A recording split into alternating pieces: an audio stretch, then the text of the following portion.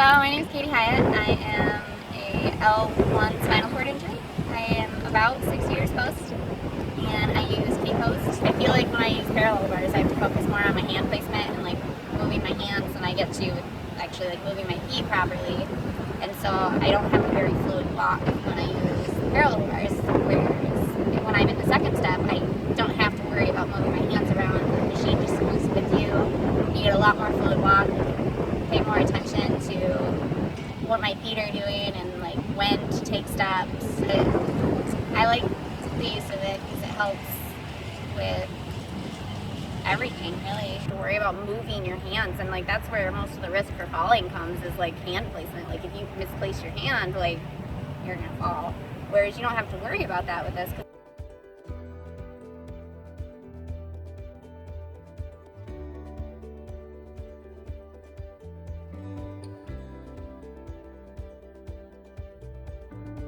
I used to go to a different therapy place, and like I used something else over there. I don't remember what it was called, but I did feel like I was part of it instead of it helping me. It helps that it's very adjustable too, because stuff isn't. And like I said, I'm a very small person, and so like I'm usually right on the borderline of not being able to use things because I'm too small for them, or I'm too short, or something.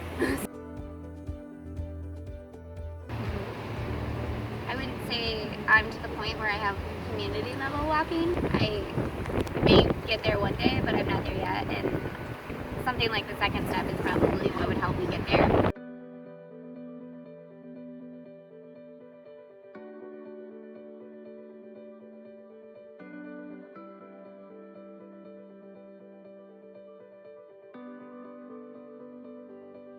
It helps me use my hip flexors and extenders a lot more, because I don't know, when I'm in the parallel bars, I'm like trying to like keep my hands like right next to me, and so I'll like bend over without realizing it, whereas like in the second step I can be upright more and I can see like my whole leg, and like I know that I'm supposed to take a step when the bar gets in parallel with my leg, and it helps trigger when you're supposed to step.